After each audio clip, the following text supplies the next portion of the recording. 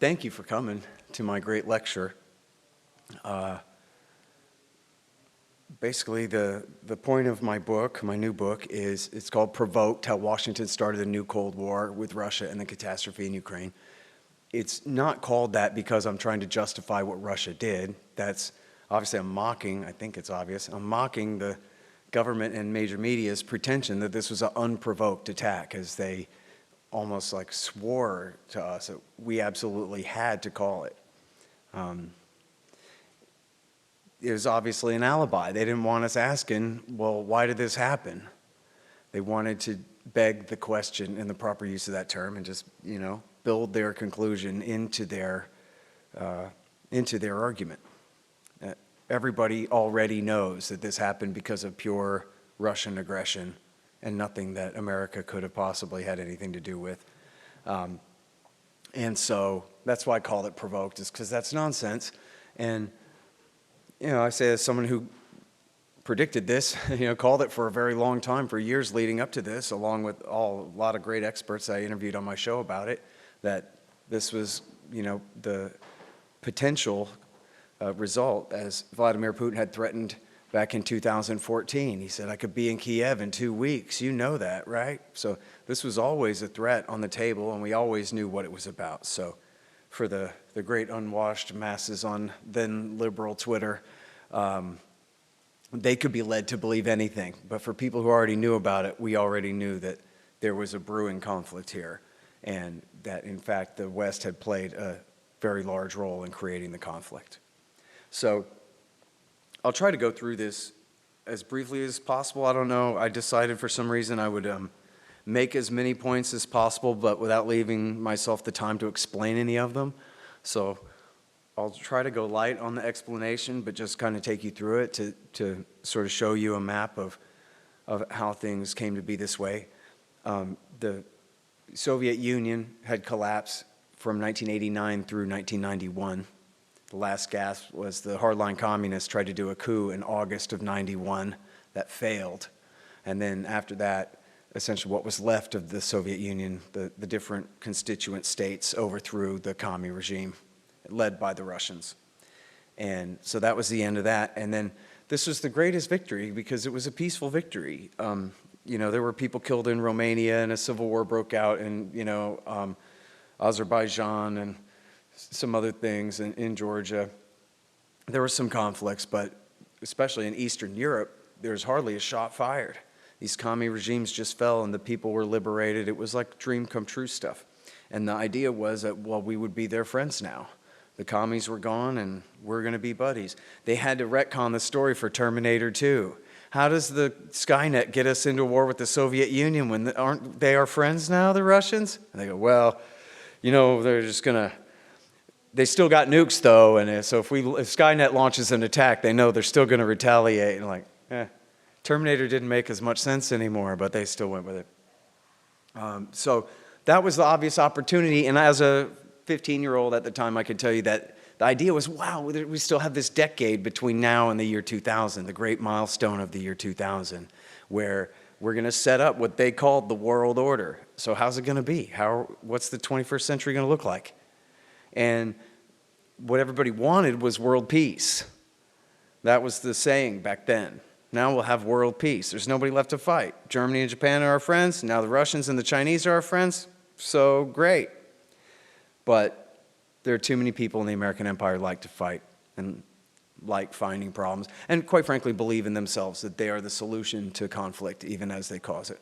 And so this is really where it all got kicked off, was under H.W. Bush, Ronald Reagan's successor, Bill Clinton's predecessor. They decided America's staying in Europe. We're not coming home. When the Warsaw Pact dissolved, the Americans decided to stay. And not only would they be the dominant power in Germany, but they would continue to expand eastward. They promised the Soviets that they would not take advantage of this situation. They would not do any such thing, but they were lying all along and they knew it. And so first of all, the debunkers say that, oh, James Baker said one thing one time about not expanding NATO, but that doesn't count. But that's not true. James Baker said lots of things about that, and so did Robert Gates, and so did the British Prime Ministers Thatcher and John Major, and so did the Chancellor of Germany, Helmut Kohl, and his Foreign Minister, Hans-Dietrich Genscher, and so did George H.W. Bush himself promise not to take advantage of the Soviet withdrawal from Eastern Europe. But they knew that they were lying. They knew that they were telling the Soviets what they needed to hear to get them to believe that we were going to be good sports and treat them fairly and not take advantage, so that they would acquiesce and get out of our way so that we could take advantage. And that was the whole thing. While they were telling the Soviets and later the Russians one thing about, their moderation and victory, they were secretly plotting back in Washington that this is what we're going to do. And so the plan always was to expand. And the same goes for the Clinton administration. Now, in 1997, Bill Clinton passed the Founding Act that created the NATO-Russia Council, and as part of that, they promised not to expand and put military forces into the new NATO states in Eastern Europe. So in a sense, they were recognizing the spirit of the promise that they had made before, even though it wasn't in an official treaty, that they were still recognizing the Russians' concerns there. At the same time, the Founding Act was a joke. It was a political agreement, they called it, and not a real treaty. And Bill Clinton even mocked them and said, oh, we promise not to put military forces into these new nations until we wake up one morning and decide that we feel like it. And so really mocking the Russians' naivete for believing him. Never believed Bill Clinton. But it goes to show that they knew that this was their predecessors' promises and that they were trying to somewhat live up to that, and they were taking into account the Russians' repeatedly stated concerns about NATO expansion during that whole time. They also had repeatedly told the Russians, this is during H.W. Bush and during Clinton, that what we're going to do is we're going to transform the NATO alliance into more of a political organization. So even if we expand it, it doesn't really mean anything because it'll be like the EU plus the United States. We're going to replace NATO as a military alliance with a new security partnership under either first the Conference on Security and Cooperation in Europe, the CSCE, now known as the OSCE, or later the Partnership for Peace. And the idea was, what they were telling the Russians was, we don't need an alliance because there's no enemy. So instead, we're just going to have a joint partnership, and you're going to be in it too. And whenever there are security concerns in Europe, we're going to all work on it together, and you guys will be part of it too. But of course, they didn't really mean that. Of course, NATO's still a military alliance. Again, that was a deception for the Russians and it worked too. It had, Boris Yeltsin and his people facing down opposition on the right in Russia and saying, no, don't worry, we have their solemn promise that they're turning NATO into a military organization. It'll be fine, So at the same time, you had all of the leading lights, virtually all of the leading lights of American foreign policy warned against this. So, my hero, Ron Paul, and the great Pat Buchanan and others warned against this, and some on the liberal left who were, against militarization. But not just that. It was 2/3 of the Council on Foreign Relations. It was all the foreign policy professors at all the fancy universities. They all said we shouldn't do this. There's only one reason why not. It's an unnecessary provocation against the Russians. They're our friends now. These are the guys who overthrew the communists for us. The communists were the enemy. So what's our problem? Why are we continuing to do this? And Madeleine Albright, who was Clinton's second Secretary of State, she said they did an informal poll, or I don't know, informal, but like a private poll of the membership of the Council on Foreign Relations in New York, which is the oldest foreign policy think tank, the centrist foreign policy establishment. And 2/3, supermajority of them, opposed NATO expansion. They did it anyway. And they did it for Lockheed dollars and for Polish votes, in other words, for parochial, narrow interests and reasons, rather than the national interests of the United States. And George Kennan at the time, who had coined the containment policy against the Soviet Union back in the 1940s, he said, I'll tell you exactly what's going to happen here, okay? The Russians are going to react negatively against this.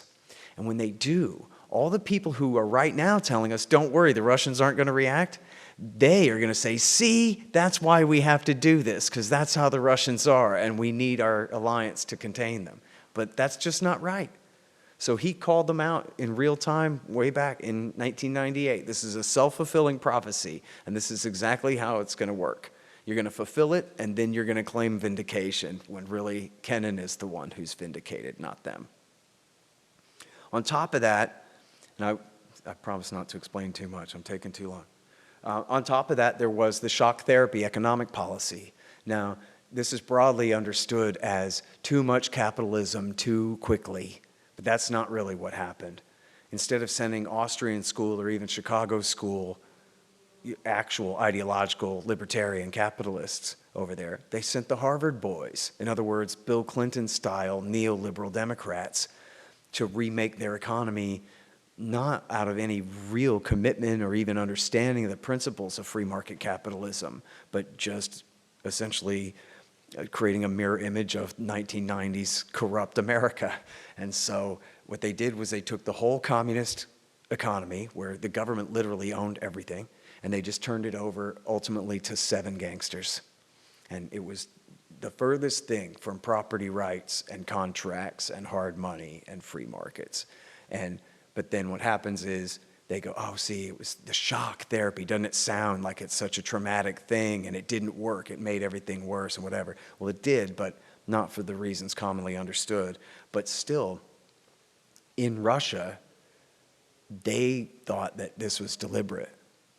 And in fact, Jeffrey Sachs, who was one of the Harvard boys, who had his own plans for trying to help the Russian economy, he believed that it was deliberate too.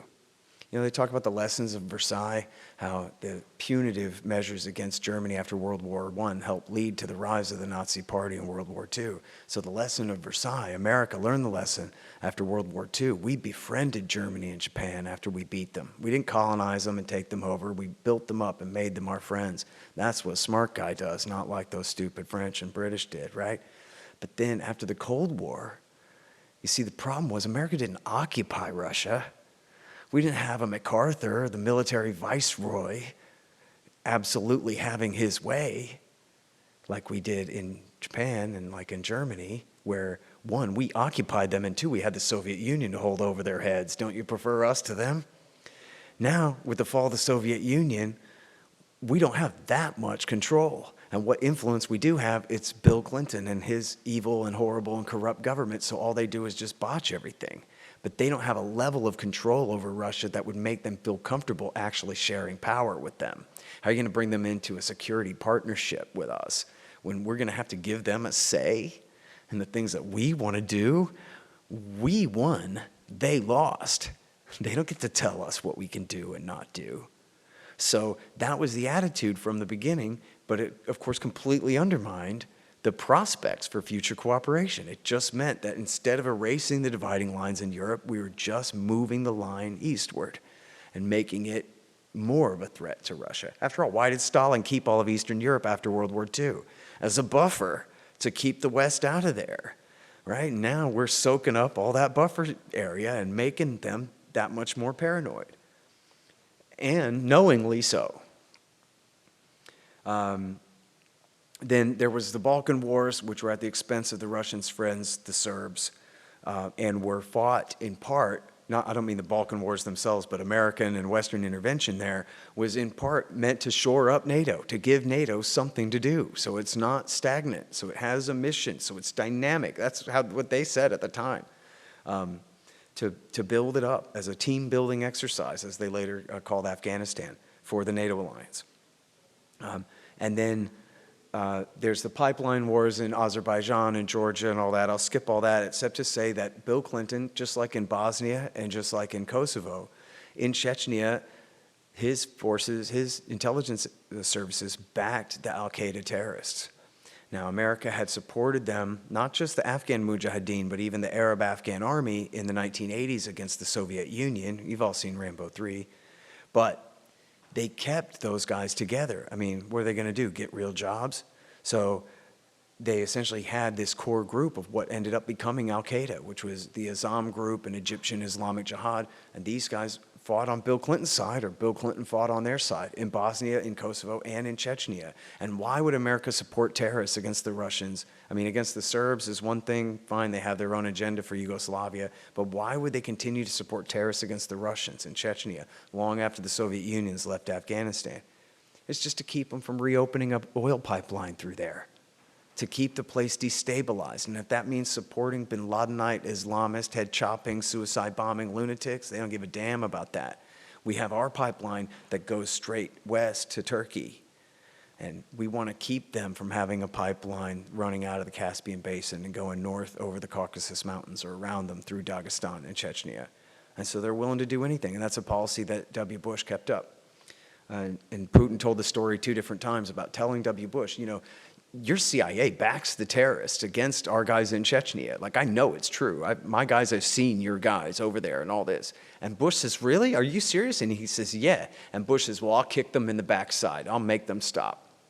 And then he got a letter, he says, from the CIA or whoever, or, you know, the State Department a couple weeks later saying, we'll continue to support whatever dissidents in Russia we feel like. And just overruling George W. Bush. At the height of his political capital, by the way, right? Well, there's never been a more powerful president than George Bush in the year 2002, 2003.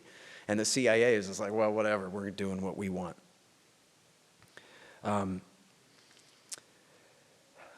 So, and now on all of this, really, but especially like on the oil pipelines, it's easy to understand like how Donald Trump thinks, right? Where everything is a zero-sum game. We get the oil out of there, they don't, right? Now you're Bill Clinton. We get the oil, they don't get the oil. But what if the oil is only worth, you know, tens of billions of dollars, maybe hundreds at the most over decades? But what if America's friendly relationship with Russia is priceless? What if there's no way to like directly monetize it this year? I mean, they're resource exporters and so are we. We're kind of competitors in a way. Like they don't have too much to offer us. But how about not ever nuking each other? Like that's a nice thing to have as part of your relationship, is just being friends. And at the time that the Clinton government was doing this to screw the Russians in the Caspian Basin, his main Russia guy, Strobe Talbot, was like, man, we shouldn't be doing this. We're trying to get along with these people. But the other side of the argument was, no, we hate Russia. They're a national security threat, and this is national security. We have to keep them from having influence in the Caucasus. To guarantee their independence, we will maintain American dominance there to prevent Russian dominance. When in fact, who cares about Azerbaijan anyway? America supports a bloody dictatorship there since 1993. They'd never hold free and fair elections. Their guy gets reelected with 97% of the vote, like Saddam Hussein, a ridiculous joke. And America's willing to go along with that as long as they're doing what we want. When that costs us, and we're getting along with Russia might be, for the long term, much more important as a project. All right, so W. Bush comes in. The first thing he does, even though Putin calls him on September 11th, is the first guy to call him on September 11th and say condolences and we're at your service. You can use our old air bases in the stands to invade Afghanistan. After all, we're the ones switching sides in the Afghan war, not them, right? 2 months later, Bush tears up the anti-ballistic missile treaty, which says that we can only have 2 anti-ballistic missile bases. Now we're going to expand them throughout the Northern Hemisphere. And as part of that, the Russians essentially unsigned. The Americans had signed but not ratified, and I think the Russians had ratified but then unsigned START II. Now, nuclear weapons treaties are boring. Okay, but START II said you can't put multiple warheads on a single rocket. So George Bush tearing up the anti-ballistic missile treaty and leading to the death of that START II treaty might have been the worst decision any human man ever made. I guess we'll see.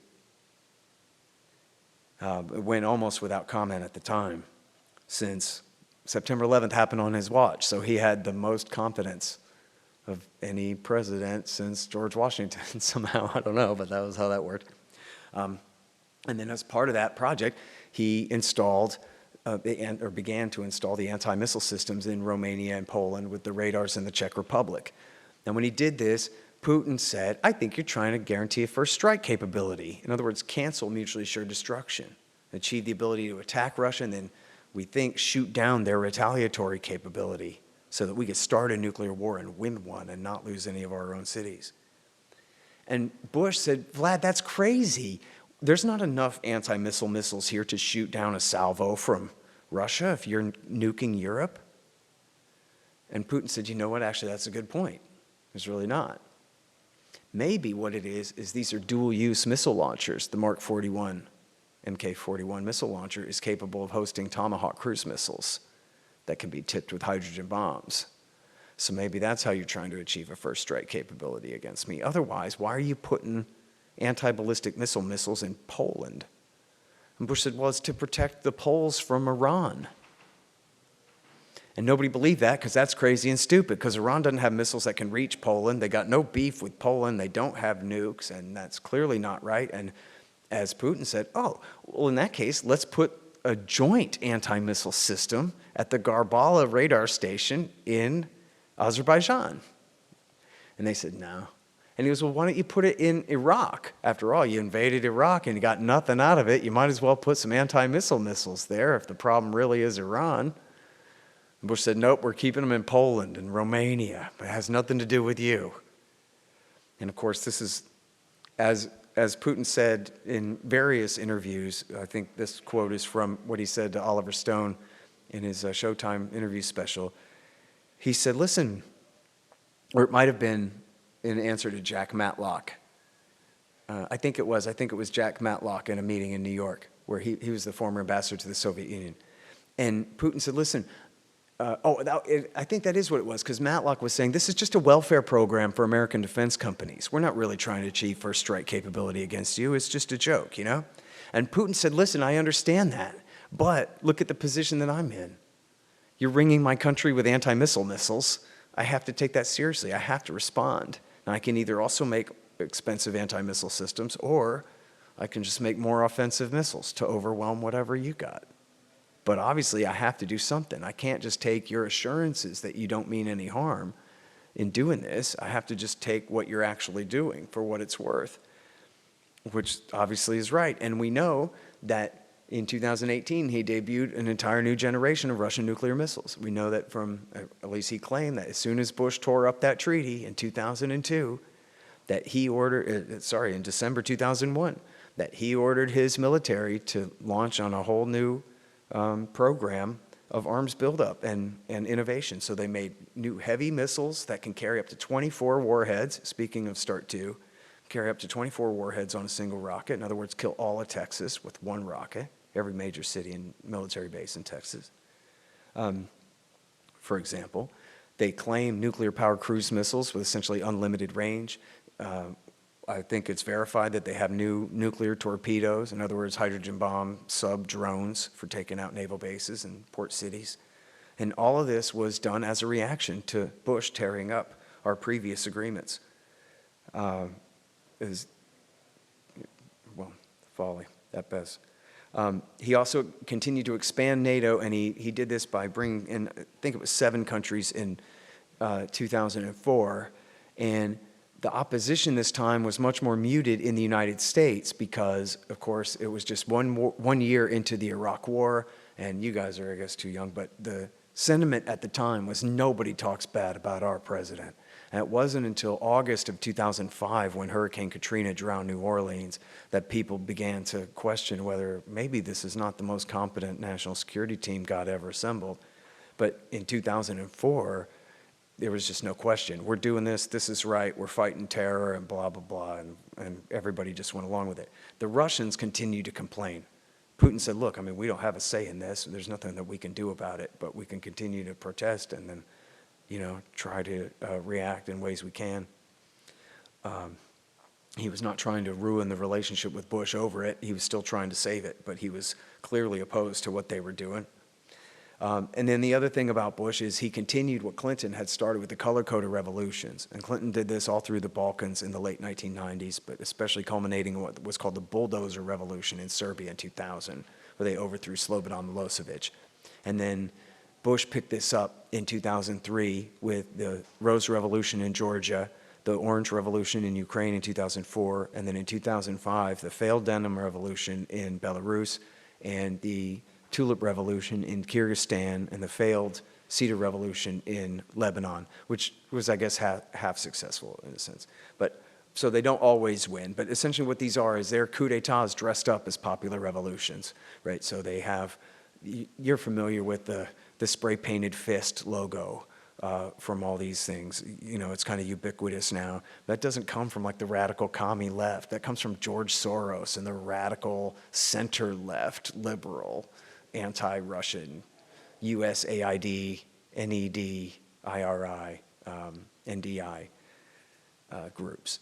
That's who did this. They started that. It was a group called Otpor in Serbia that coined that logo with the fist. And they do this everywhere. There's, you know, take a protest movement and dump a few tens of millions of dollars into it and turn it into a real thing. Usually it's centered around protesting an election that they lost, claiming that their exit polls show that they really won, etc. It's not a perfect template. It's not the same thing every time, but it's usually along those lines.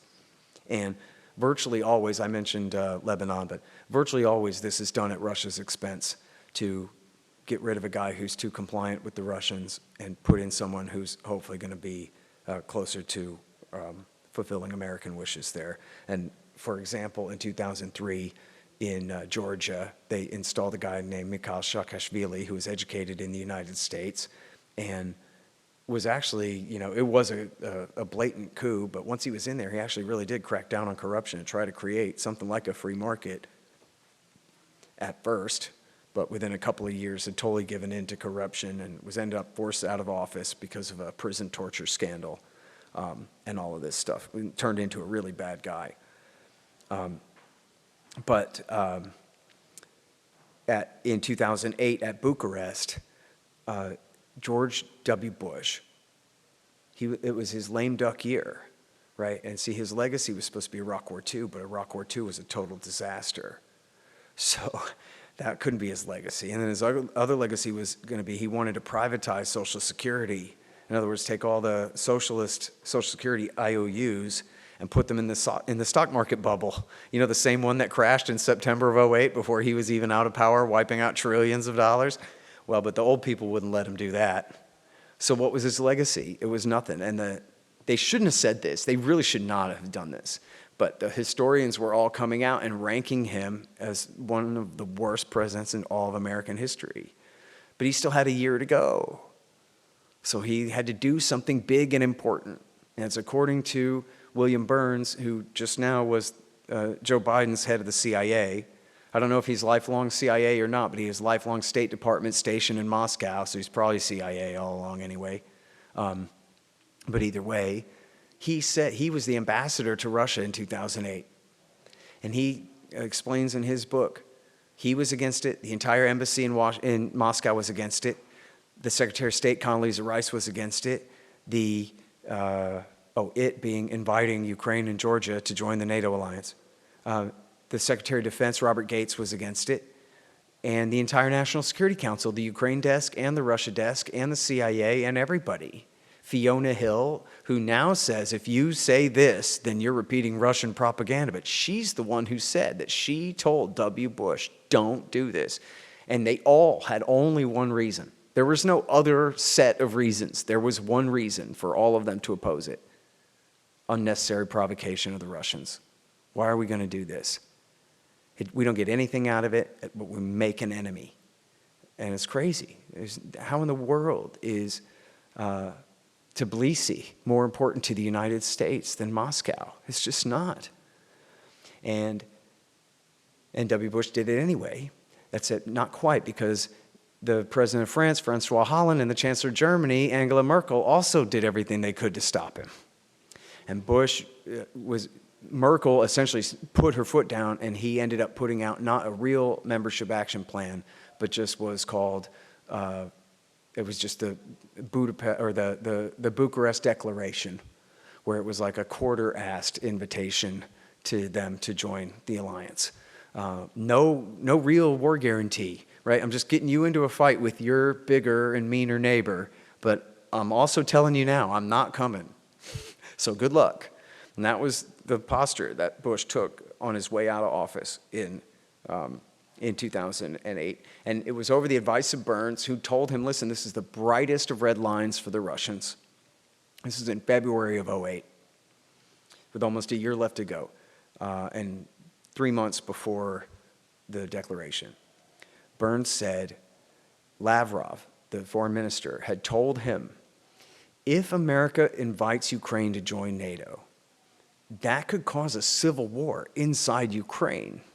And then Russia could be forced to have to intervene, a decision they do not want to have to make. So they were saying, in other words, Lavrov was pleading with the American ambassador, don't put us in this position. It's going to be nothing but trouble if you do this. And so, but Bush didn't listen and went ahead and pushed and had his way anyway. Now, there's a lot to blame Obama about, but I'm already way over time here and running late in the first place. So we'll just stick with the Maidan Revolution. First of all, Yanukovych, the president of Ukraine at that time, he was the same guy that they had prevented from taking power in the Orange Revolution in 2004. Now it's 10 years later. He'd been elected in 2010. And he was not a Russian puppet. He was actually trying to move west. And that guy, Paul Manafort, that was Donald Trump's campaign manager in 2016, that they said was Vladimir Putin's secret agent controlling Trump, he wasn't Putin's agent at all. He was an American agent. He was working with Yanukovych to bring them toward the European Union. That was his entire goal there. And, but what happened was, it really was not, I mean, Putin played hardball, but it was really the West's fault, and namely Angela Merkel, the Chancellor of Germany, played too hard of hardball, and that's in the words of Henry Kissinger and George Soros. They didn't blame Putin. They blamed her for her botched diplomacy, because essentially they were saying, join this association agreement with the EU, where the benefits are very few, and you'll get a paltry $5 billion loan that's just enough to roll over your debt from last year, barely pay your interest from last year. And by the way, now you have to slash all your pensions and all your subsidies for fuel for poor people and everything. And you cannot have a trade deal with the Russians too.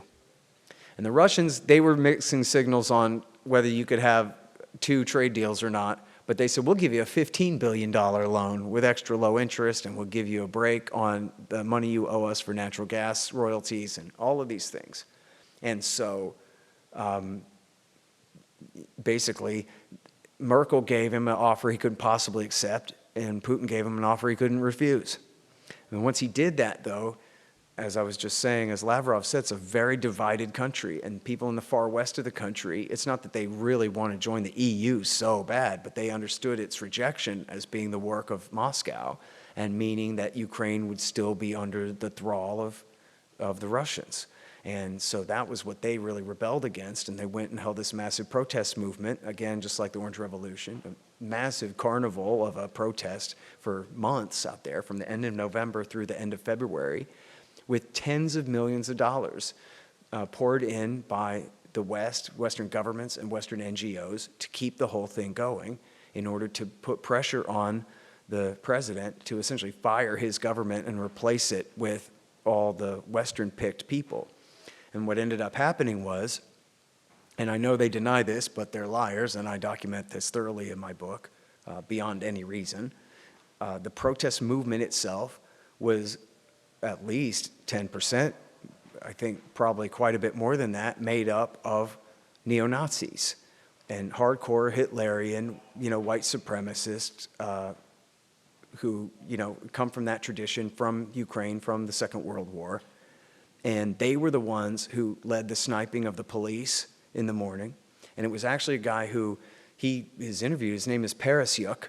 He was one of the guys who was on the record admitting that, taking credit for sniping the police from the Music Conservatory and getting the violence all escalated on February the 18th.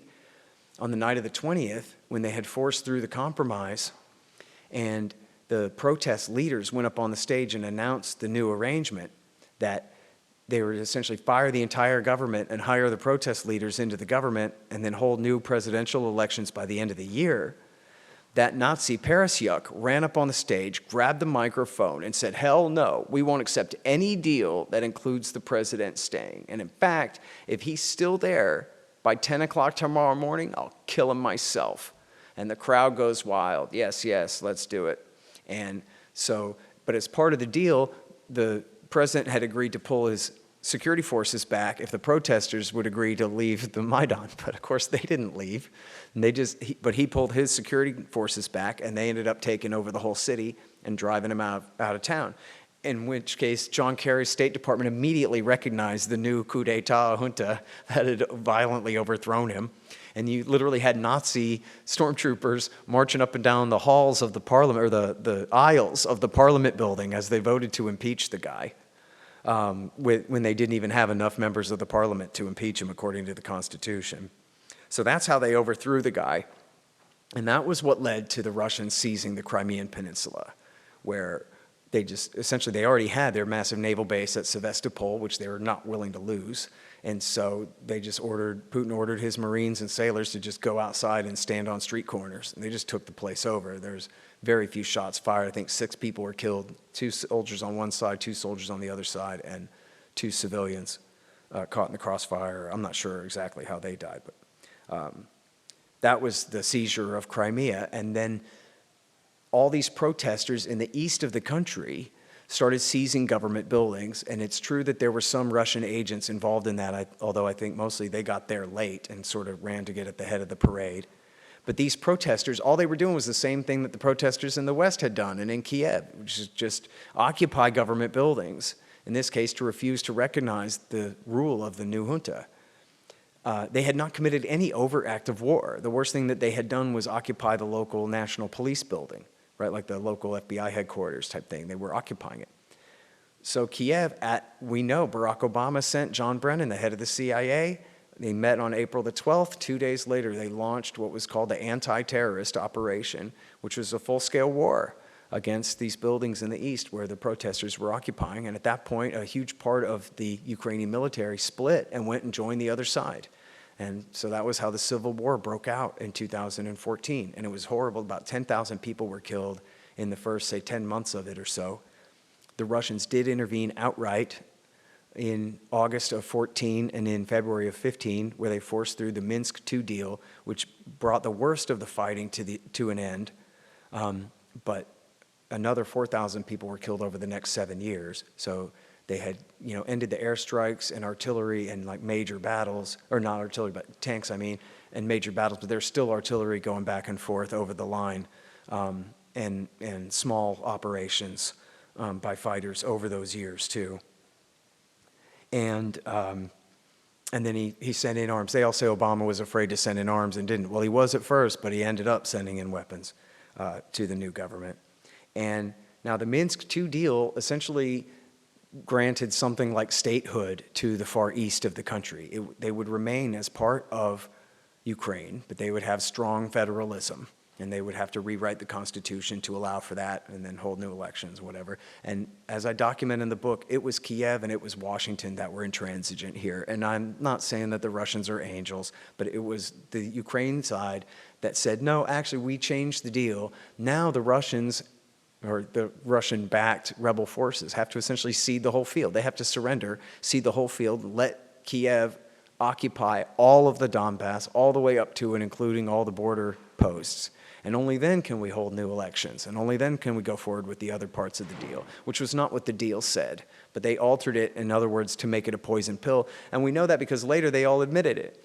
Poroshenko, who became the new president after the coup, and then his successor, Zelensky, and Francois Hollande, and Angela Merkel, and this guy, I forgot how to say his name, but who worked for Zelensky, they all said, and Merkel especially, that the whole point of Minsk II was just to bide time. It was a ceasefire to give America time to build up Ukraine's military for the next round of fighting. They never meant to implement the peace deal.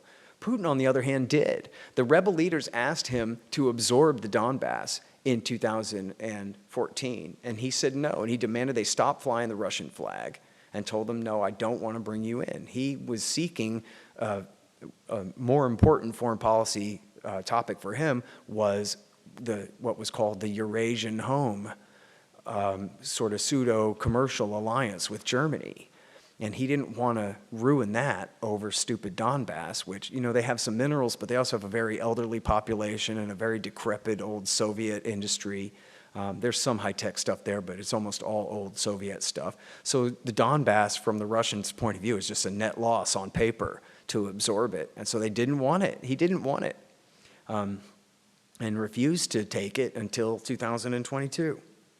So Trump comes in, and as I'm sure you guys know, although it was funny, a friend of mine's a professor, and he said he was going off at his students about Russiagate, and he realized they were looking at him like, huh? And then he realized they were 9 during Russiagate. And he's sitting here going off like they know what he's talking about. But this is the biggest deal in the world, what was a week and a half ago to me, when the CIA and the FBI and the Democrats framed Donald Trump for treason. And the whole thing was, it was just Hillary Clinton cheating. The first thing was they wanted to support and boost Donald Trump because they thought he'd be the easiest guy to beat in the fall. But then once it was clear that it's the Pied Piper strategy. It's in the WikiLeaks of the Podesta emails. So we want to ask our media friends to support Donald Trump because he'll be the easiest to beat in the general election. But then once it became clear he was going to get the nomination, then they all turned on him and said, oh, he's horrible, he's a racist, and he hates women, and he blah, blah, blah, blah. And oh, and he's working for the Russians. And all of that had been planned back in as early as late 2015. And then they played it through 2016. I have 75 pages on it in my book. There's just an endless list of false claims. All of them false. It's just like what they did to Saddam Hussein, only they did it to our own president, was they just accused him of 100 things. Well, 100 times 0 is still 0. But if you presume the honesty and decency of the people making these claims, then man, there's something really bad going on here. Thank goodness the CIA and the FBI are here to protect us from a traitor being installed in power by the Kremlin. And so people really internalized that and believed in it. And quite frankly, they were terrified that America had been taken over right, like a color revolution, right? How dare somebody do that to us? But none of it was true. And once he got elected anyway, then the point was, one, keeping their asses out of jail for doing it to him in the first place by keeping it going.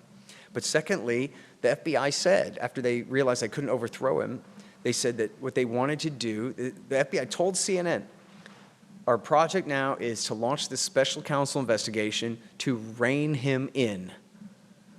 And so he might be the elected president, but he's not going to change our Russia policy or our foreign policy at all. We're not going to let him.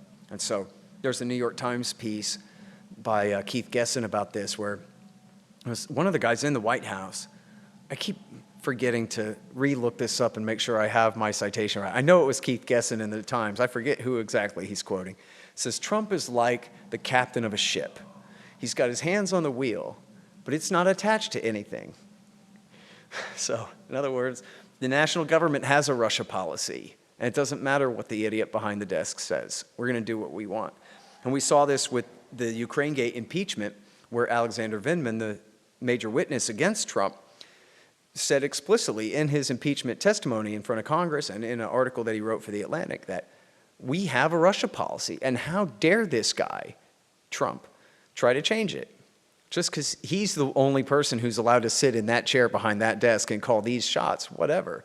Lieutenant Colonel Vindman and the other deputy assistant directors on the National Security Council, they held a meeting of the interagency, you see, and they decided what our Russia policy is going to be, and he's not allowed to change it. And by the way, Vindman was from Ukraine, so he had his Ukraine and Russia policy and wasn't going to let Donald Trump change it.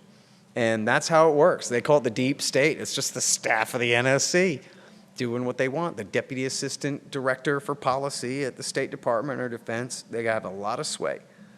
And then, so how did Trump handle these accusations? By being horrible, by bombing Syria. His son goes, oh yeah, well, if we're Russian puppets, how come we just bombed Syria? Trump even up until a couple weeks ago was saying, oh yeah, well, I'm the one who shut down the Nord Stream pipeline with all my sanctions on the Swiss and German companies building it. I'm the one who sent in all the weapons to Ukraine. Barack Obama would only send in sheets and blankets. I'm the one who sent them all the weapons. See, this is Donald Trump's body armor protecting himself from accusations that he's a Russian puppet, is being horrible on Russia and allowing his government to be horrible on Russia the whole time to prove what a traitor he's not, even though those accusations were completely worthless, not even tissue paper thin in the first place. He could have just debunked the lies instead of going along and letting them kind of run him that way. And in fact, there was a German foreign minister named Steinmeier who proposed what was called the Steinmeier formula for implementing Minsk II, sort of a new order of operations, a new compromise for how we can get Minsk II implemented. And Donald Trump's ambassador, William Taylor, told him not to sign it. It was just like Ambassador Warren Zimmerman did to get the Bosnia war kicked off when he told the Bosnian Muslims not to sign the Lisbon deal. Here, William Taylor said, Steinmeier's a fool. He doesn't even know what that deal is. Don't sign it. We got your back. And so it could have been solved. And I don't even know if Trump knows that. I don't know if Trump even knew that. I'm not saying he's that great on it. He might have approved of that and thought it was great. But then again, the government might not have even told him that that was what they were doing at all. We know that they lied right to him when they talked about how many troops we had in Syria and whatever. Lied about him and to him whenever they felt like, so who knows. But I should mention here that through this whole time, even the hawks, even the expanders, like most prominently Zbigniew Brzezinski and Henry Kissinger, who had been national security advisors for Jimmy Carter and Gerald Ford or Richard Nixon, and Kissinger had been Secretary of State as well. Even they, and Richard Holbrooke, who worked for Bill Clinton, a prominent NATO expander back then, they all said, of course we have to make a special exception for Ukraine. Of course we have to figure out permanent neutrality for Ukraine. In the old Cold War, they had what was called the Austria model or the Finland model. Austria and Finland were two countries in Europe that were allowed to be neutral in the Cold War. They were not members of NATO or the Warsaw Pact, and they didn't have occupying troops. They were allowed to be the bridge between the East and the West. And they all knew, this is the expanders, this is the hawks, said, well, of course we have to make a special exception for Ukraine. Because if we try to take Ukraine away from Russia and bring them into our military alliance, they're going to invade. They're going to not put up with that. So we shouldn't put Russia in that position. We shouldn't put Russia or Ukraine in that position. We should come up with a solution to this. And in fact, in 2018, there's a prominent war hawk named Ken Pollock, who I remember from being an important liberal who said, yes, we do need to invade Iraq. It's not just the Republicans. All us wise liberal hawks know that we have to do this too. And he had a buddy named O'Hanlon, and they were sort of Bert and Ernie. Pollock and O'Hanlon would go around saying all good liberal Democrats have to support Bush's invasion of Iraq. So that's who he is, Brookings Institution guy, Hillary Clinton's, little toe kind of guy. He put out a thing in 2018, like a little monograph, saying we have to come up and implement an Austria model for Ukraine before this turns into a horrible war, a worse war than what was already going on. So that's just to say, when it's Brzezinski and Kissinger and Holbrooke and Pollock, and these are the ones saying it, then that means I'm extra right. It's confirmation bias if you like, but these are the hawks saying, listen, I mean, I might be a hawk, but I'm not crazy. We're willing to do this, but we're not willing to do that because that would be stupid, they're saying, right? But then all of those warnings go unheeded and the policy goes on anyway. Another example of this is the Rand Corporation study from 2019 called Extending Russia. What does that mean? It means overextending Russia. What does that mean? It means how to provoke Russia into overextending itself. That's what it is. And then all the way through, they say, well, we could mess with them on the Nord Stream pipeline. They say, well, we could mess with them in Belarus. We could try another coup in Belarus. We could mess around in Kazakhstan, overthrow the government there. What if we gave more weapons to the terrorists in Syria? What if we gave more weapons to the government in Kiev? And in all these proposals, they all have a giant disclaimer at the bottom. Big, bold disclaimer. Don't listen to us. Don't do this terrible, horrible, crazy thing. Back terrorists in Syria? These are the guys who knocked down our towers. They're terribly dangerous. They created the caliphate last time. Don't do it. Shut down the Nord Stream pipeline? Sure, that would help, weaken Russia's position, but it might make them more desperate. It might make them lash out somewhere else, like build up their alliance with Belarus. Try to overthrow Belarus again? Boy, you could cause a war if you succeed in that. That's the single most important country to Russia. They're not going to give it up without a fight. And pour more money, pour more weapons and money into Ukraine, well, that could cause Russia to intervene outright with troops and invade the country, which would be enormously costly for them, but it would also be enormously costly for us. So their whole thing, they're describing how to provoke Russia into invading Ukraine and then advising you should not do that because then Russia would invade Ukraine, and that clearly would be horrible. We don't want that. So then you would get the idea, quite honestly, if you read that, Extending Russia, everybody go read it. You would think that the Biden administration just read the whole thing, and Trump too, that they just read the whole thing, but then just without the disclaimers, right? Like someone just went and redacted all the warnings and just proposed all of these crazy hawkish measures, virtually all of which they did, including they did another, failed uprising in Belarus in 2020, and they were messing around, it looks like, probably with Turkish help, messing around in Kazakhstan, even in January of 22, right on the eve of war. They're implementing other parts of the deal. And they say in there, listen, if we're going to pour weapons into Ukraine, we have to carefully calibrate the amount of weapons that we put in so that it's enough to deter Russia without being so much that it provokes them into crossing the line. And this is the same thing that then, I guess I'll finally or hurriedly skip on to Biden here. This is the same thing that the CIA told Yahoo News, a reporter named Zach Dorfman, at the beginning of 22, was that these are the CIA officers in Ukraine who are in charge of receiving the American weapons and distributing them to Ukrainian forces. And they're saying that they're complaining to Dorfman that they told their bosses to tell the White House to stop with the weapons. This isn't helpful. They use the same term. The calibration is off. We have miscalibrated our weapons shipments here. What we're doing is we're putting in enough weapons to provoke Russia into invading, but not enough to deter them from invading. In other words, we're making the Russians think, obviously we're going to end up fighting them. We're better off fighting them now than later, while they're only built up this much rather than plus 10. And so that was the calculation, and that was what the CIA was telling, or at least the guys on the ground were telling Langley to tell Washington that we should stop this. We're provoking a war. But they kept on anyway. No, so that skips ahead a little bit in time, but just to show you like the continuity of the thought there. This isn't just coming from the critics. This is coming from the people involved in the operation themselves. But when Biden comes in, first of all, Joe Biden was always an idiot. Always just a total bimbo of an airhead, of a loser, of a dumbass of a man, of a horrible politician, just horrible on everything, and always like the worst kind of know-nothing, know-it-all. Goes on and on and on. He has no idea what the hell he's talking about, man. Never has. And that was back when he was a young man. This was 80-year-old Joe Biden coming into power here.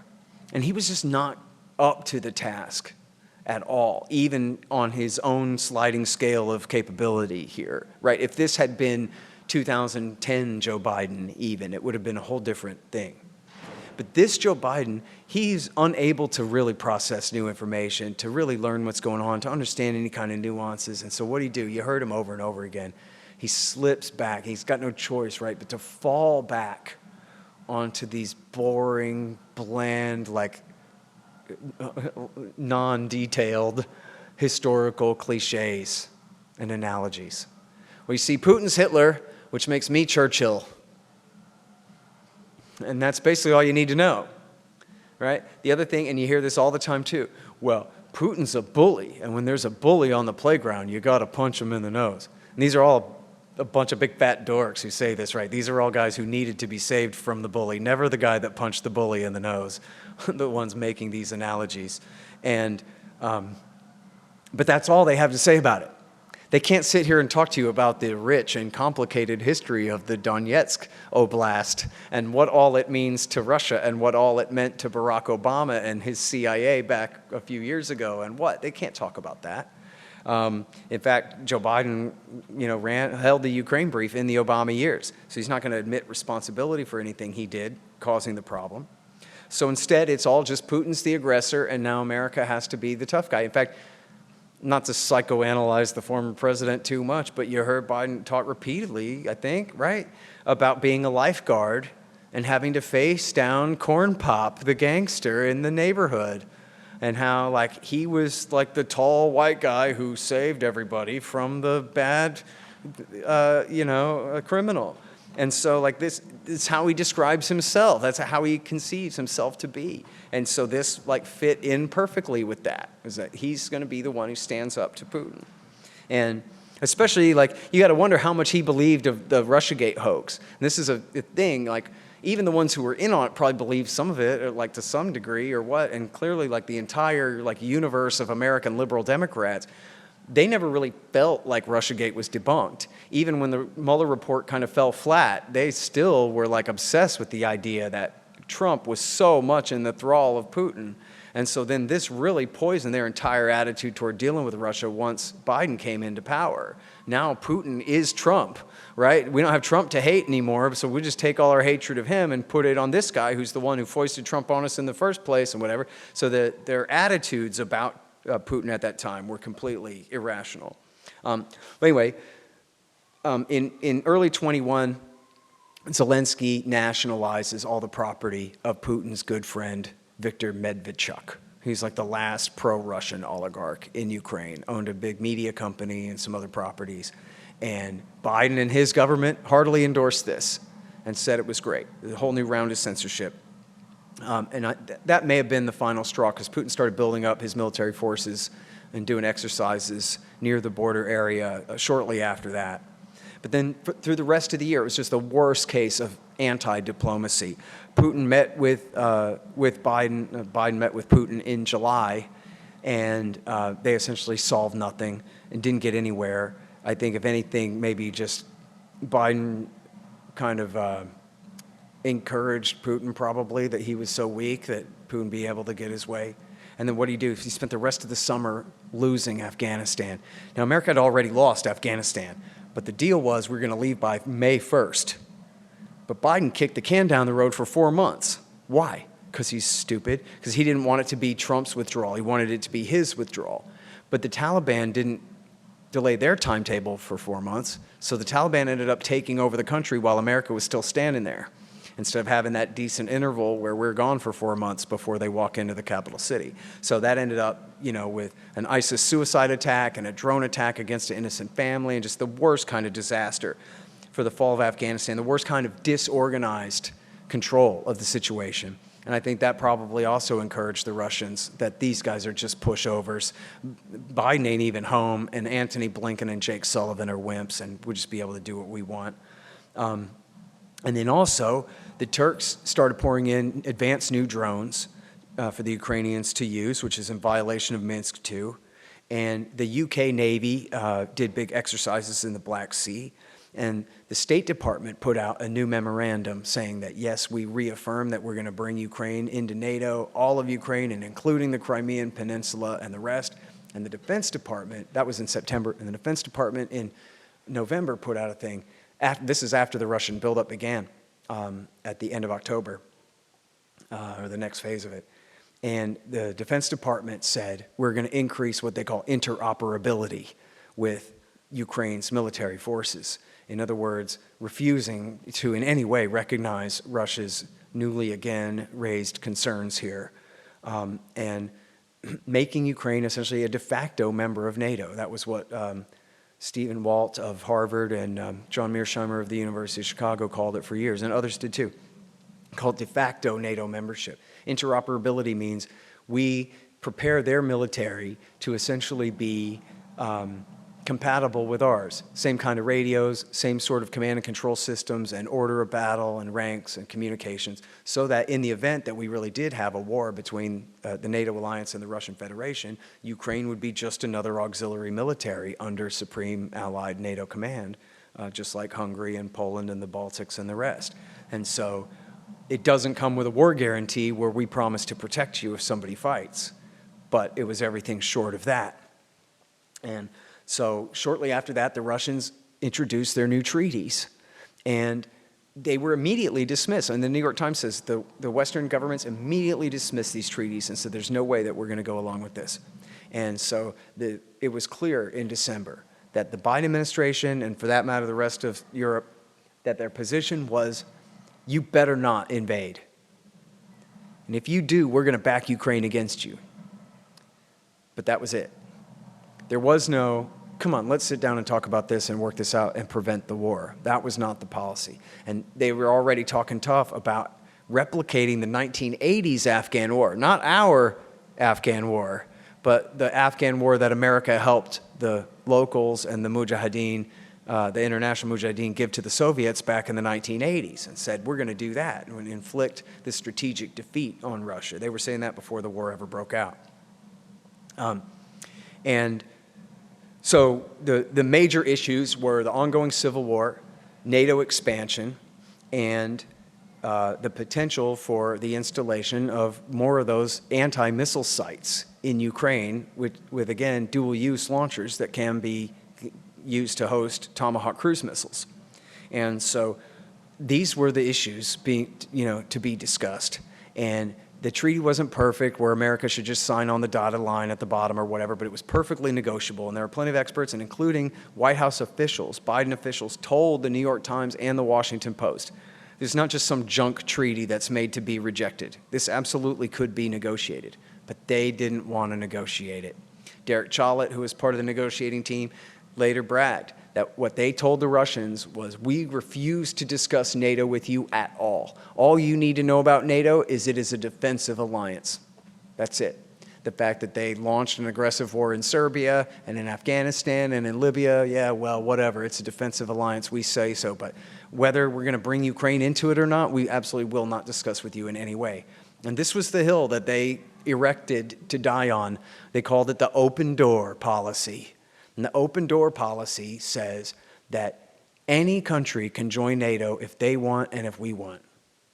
And no third country can tell them that they can't. No other country's security interests will be taken into account. Because after all, at that point, we're saying we're going to let Russia choose who's allowed to join our alliance or not. Are we going to do that, everyone? And everyone goes, no. And they go, okay, well, then we're not. So then they say, we're not going to bring Ukraine into NATO. We can't. Ukraine's one of the most corrupt countries in the world, comparable to, say, Iraq or Afghanistan under American occupation for some reason. As corrupt as like the worst kleptocracies in sub-Saharan Africa. Its economy and its political system are absolutely corrupt to the core. And so there are just too many rules written in stone for joining, first of all, the EU, but then especially also NATO. And Ukraine just doesn't qualify. Biden had said repeatedly, and I believed him. I think he was telling the truth. We're not bringing Ukraine into NATO. Not any time in, like, I don't know, the next 10 years or something. So Putin said, fine, just put that in writing, dude. No. The door is open, and you can't close it. On a country that he already said we're not bringing in. It'd be, hell, that could start a war with Russia. We're not going to do that. There could be a dispute over Crimea. Who's occupying it? Does it really belong to Crimea? And if Crimea attacks it, they're just defending it and taking it back, or now it belongs to Russia? And if Ukraine attacks it, that's aggression. And we're going to figure that out after we bring them into our alliance? No way. So the principle at stake was Russia can't tell us not to bring any other country into our alliance, and we're willing to have Ukraine go to war with Russia over the idea. And that was it. And, just think of the Canada analogy. Imagine if the people of Canada kept voting wrong, and so the Russians did color-coded revolutions and overthrew the government in Ottawa twice in 10 years, including using neo-Nazis to do it the second time. And then they declared war against British Columbia and all the Canucks out in Vancouver who refused to accept the new coup d'etat junta. And then they started threatening to kick us out of our military base, all our naval bases in Alaska and our air bases in Alaska. What do you think would happen? Right, America would invade Canada and probably nuke Moscow. We would never allow that. No president would allow that ever. Same question when it comes to China. And there's a journalist named Christopher Lane who he was interviewing these generals for other reasons, and I guess he set them up great. He wasn't like setting them up for a challenge. Like, he was just asking them straight, hey, what would we do if China intervened and made sure that their friendly party won in Mexico City and took over and had kind of a sock puppet regime there? And then they started building military bases on our border. And then the generals all said the same thing to Christopher Lane. They go, well, first threats, then sanctions, then we'd invade. And probably nuke Beijing, right? Okay, I added the nuke Beijing part, but symmetry, you know. But then Lane would say to them, okay, but so how do you think the Ukrainians feel about what we're doing, or sorry, how do you think the Russians feel about what we're doing in Ukraine? And according to Lane, these generals all told him, whoa, dude, we like never thought about that. That's a good point, huh? So, but if you think about it, it's pretty obvious. Putin declared war at the end of February, having no satisfaction. He cited Bill Clinton's pretext for breaking Serbia off of Kosovo, saying that that's perfectly reasonable to intervene in a civil war and break off a peace and declare it sovereign and independent, which is what he was doing. He said that since Zelensky had threatened to repudiate the Budapest Memorandum where they promised not to get nuclear weapons, he said, well, now there's a threat of weapons of mass destruction, invoking George W. Bush. And then he said, and the people of the Donbass are being killed, invoking Barack Obama's responsibility to protect doctrine from the war in Libya. And he said, well, according to the Bill Clinton, George W. Bush, Barack Obama doctrines, I have every right to violate international law and escalate this war by 10,000% now, march my troops across the border, which is exactly what he did. I'm not saying it was right. I'm saying what they did was wrong too. And then he cited their sins as his excuse. And now hopefully this is scandalous enough that everybody's heard of this, that America and Britain intervened to ruin the peace talks. The actual purpose of the war was not to conquer the whole country. It was to force Kiev to the table for real, to sign on the dotted line. And they did. And the actual peace deal they were working on was a Ukrainian proposal. The Istanbul communique was their side of the argument, and the Russians thought it was reasonable and said, we can do this. And they were working on it. And as we all know, I think Boris Johnson, the Prime Minister of Britain, came to town and told them, you better not sign this, and if you go along with this, America and Britain will cut off all support for you. You'll get nothing from us ever again if you sign this deal. And they said, oh, okay. And we have that from Ukrainska Pravda, which is George Soros-owned USAID, NED financed pro-Western media in Ukraine. They're the ones who broke the story first, and then there are plenty of follow-ups demonstrating it as well. And then Boris Johnson, by the way, just a few weeks ago was on a podcast and someone asked him about this. And he goes, oh, no, you know what? It wasn't me. You know what it was the right-wing nationalists in Ukraine. Zelensky was afraid to sign the peace deal because he was afraid that they would kill him. Or I don't know if he went that far, but that's what he was afraid of. And he should be afraid because, in fact, Dmitry Yarosh and Andrei Beletsky and others of these Nazi leaders have threatened to kill him repeatedly, just as they threatened to kill his predecessor, Poroshenko. And as... I forget this guy's name half the time. Andrew Kramer in the New York Times has stipulated these are not idle threats. These guys have overthrown the government in Kiev twice, and they could do it again. And so when they threatened to kill this guy for making peace with the Russians, it's something that he absolutely has to seriously take into account. Now, if America were to help him round up the leaders of the Nazi gangs and scatter them, then maybe he could do that, but America's not willing to help him do that because America wants the Nazis because they're the best fighters. Just like Al-Qaeda in Syria. They're the ones who don't mind dying, so they go straight to the front. And so that has been the policy, is to prevent peace.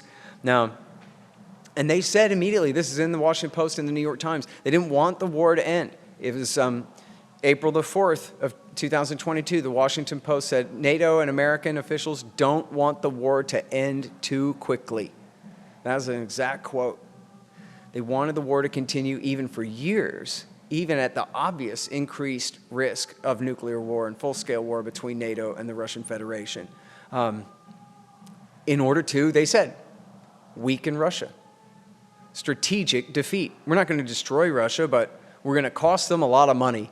Sometimes they get carried away and say, yeah, what's going to happen is the government's going to get so weak, Putin's going to fall, and then pro-Americans are going to take over. It's going to be beautiful or whatever. Madeleine Albright fantasized about that before she died. There were many statements like that. They thought not only are they going to weaken Russia, they're going to weaken it so bad it's going to lead to a regime change in Moscow. and would just use the Ukrainians as our cannon fodder in the plan. Now, in September of 22 was the Ukrainians' high water mark. That was the best that they ever did in the war. They had great success in Luhansk and in Kherson. And at that time, the former chairman of the Joint Chiefs of Staff, Mike Mullen, and the then current one, Mark Milley, they said, you boys should quit right now while you're only so far behind. It's not getting any better than this. You should come to the table and try to get a deal. This is the best deal you're going to get. And we knew this at the time, but it's now double extra verified by the New York Times. On his way out, Antony Blinken, the Secretary of State, did a big exit piece with the New York Times. It's called Secretary of War. And it's about how he overruled Milley's advice and said, no, we have to do this giant offensive. It's going to be the great winter offensive of 22. But then it wasn't cold enough to freeze the mud. And so they had to put it off till the spring, but then it kept raining, so they had to put it off more. And so the mud didn't dry out until June. They finally launched the summer offensive of 23, and it was an absolute catastrophe. They didn't get anywhere. They lost tens of thousands of guys. It's been all downhill for them since then. And they should have listened to Milley and negotiated then. Now, importantly, the Americans, and there's so many cases of this, American politicians and pundits and writers, talking about what a great war this is. It's so cheap because we're killing Russians and no Americans are dying in the thing. It's the best, they say, the best bang for our buck that we could get because we're killing Russians. And a lot of times they won't even mention Ukrainian casualties at all. They'll say Russians are dying and Americans aren't dying. And then that's it. And so they have lives to expend and we have lives to preserve, but the Ukrainians don't even exist. They're just extras in our movie out there getting chewed up by the hundreds of thousands out on the front line, playing out in what Boris Johnson and others, Leon Panetta and others have quite correctly called a proxy war. David Ignatius, who's like the CIA spokesman at the Washington Post or one of them, he said, man, this war has been great for America. It's helped reinvigorate our defense industrial base. That's the military-industrial complex, but they need a new name for it, which is just great. That's not destroying your wealth. That's wonderful. And also, we brought 2 new countries into NATO, and we've encouraged all of our European friends to increase their defense spending too. This war has been wonderful for all of us. And then he literally says in parentheses, except the Ukrainians. Literally in parentheses. They do not count in this equation.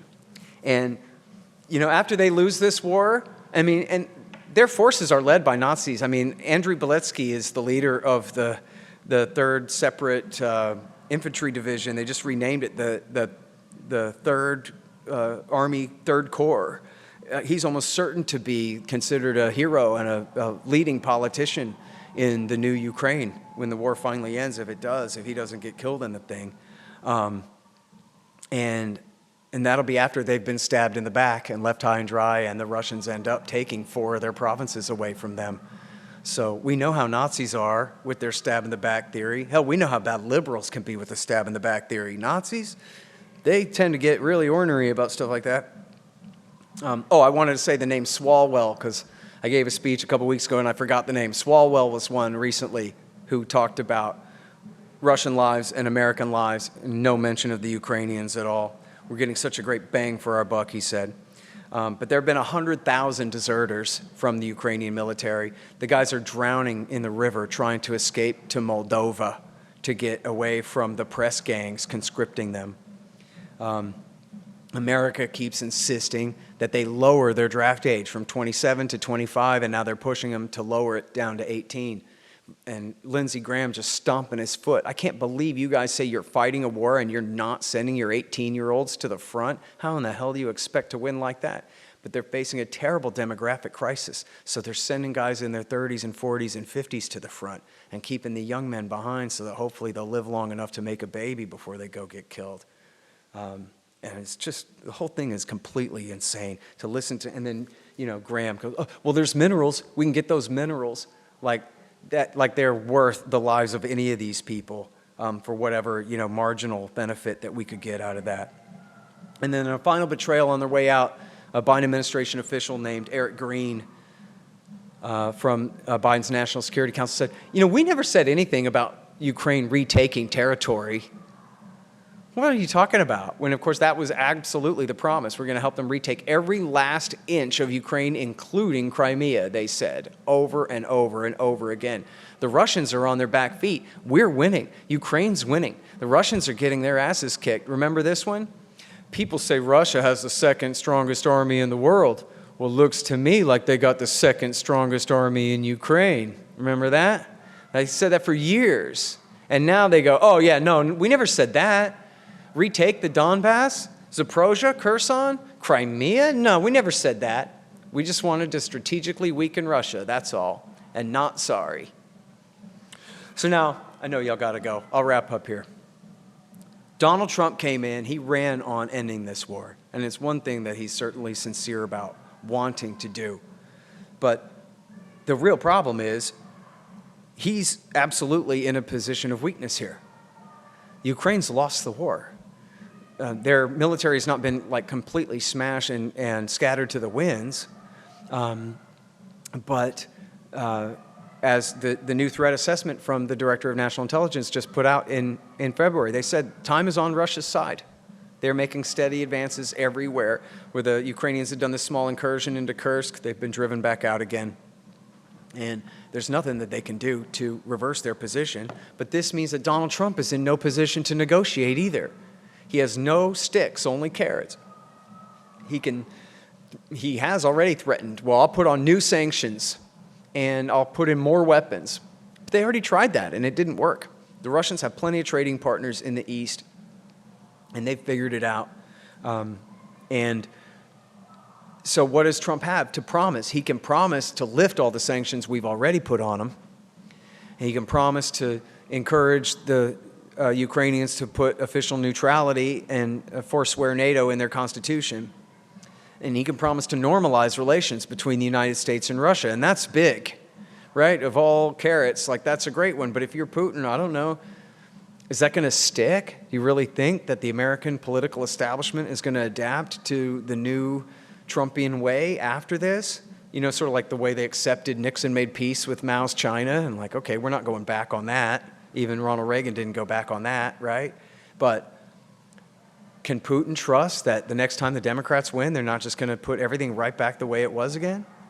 And then the other thing is, when they are in the position of strength on the ground, they're just a hair away from taking the city of Kharkiv and the city of Odessa.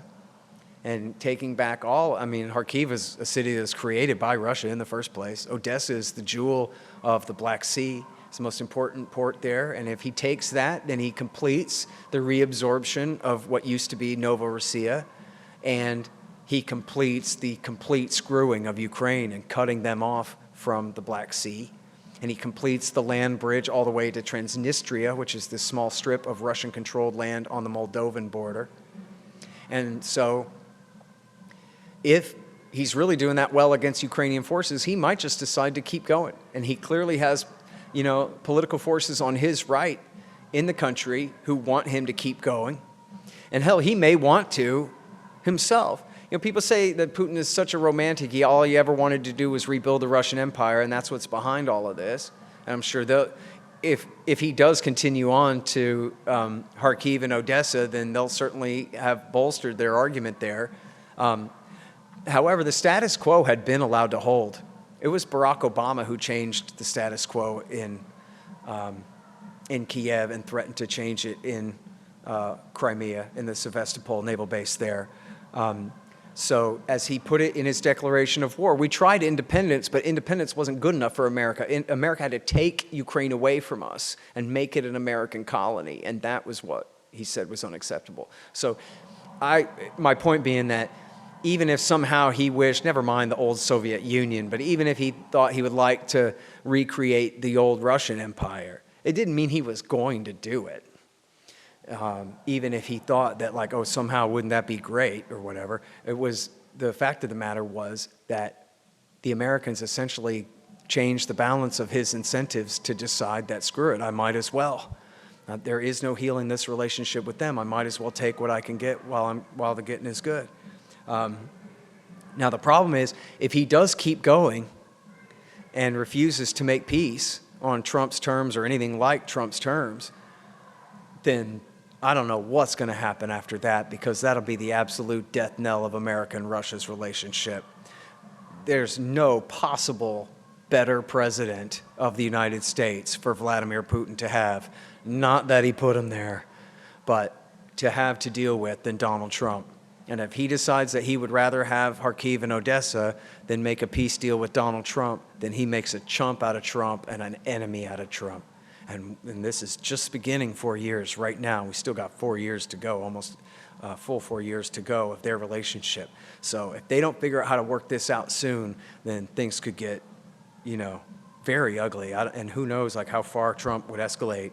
But I don't think that taking Kharkiv and Odessa will be easy. I think if the Russians are going to take them, they have to carpet bomb the crap out of them and force all the civilians to flee first. And then they're going to have serious, military fights and insurgencies on their hands as well in both cities. I'm almost certain, definitely in Odessa. So there's a real danger there. But, the war hawks say we just can't allow Putin to do what he's done. But they don't ever have an answer for how to reverse it. And in fact, they know that they can't reverse it. It would take the American military intervening outright, and they're not going to do that. And so, essentially, Wesley Clark, I debated Wesley Clark on the Piers Morgan show, and I said, but look, Ukraine can't reverse Russia's gains. So now what, dude? That's the question. You say we can't allow it. It's already happened. And we certainly didn't allow them to get away with it at no cost. We've already cost them plenty, but there's nothing we can do to disallow it now. Look at Russia's position on the field. And Wesley Clark admitted to me, he said, you know what, that's true, but we shouldn't talk like that because it's defeatist talk, and we don't want the Russians to hear us saying that we recognize that we're in a position of weakness here.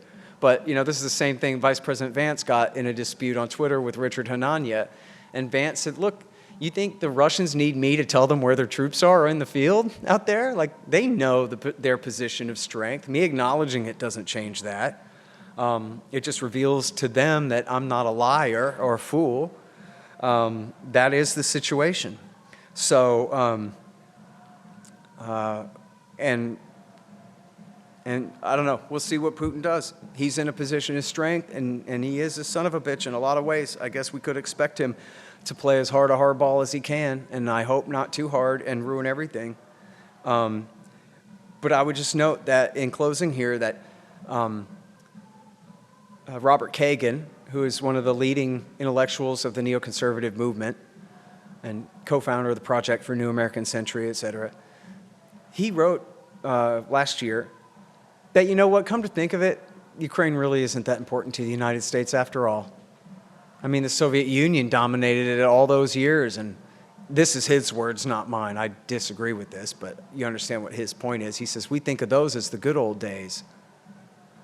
It turns out it doesn't matter who rules the north coast of the Black Sea to the North Americans. It doesn't matter to us at all, not really. And then his wife, the notorious Victoria Nuland, also admitted last year that all this hype about Russia is going to invade Poland and Hungary and Germany next after they're done biting off Ukraine is obviously a ridiculous hoax. They're a paper tiger. Now, can they defeat Ukraine? Sure. But can they even take all of Ukraine? Not apparently. So Kagan says none of this is worth it. His wife says Russia's no threat.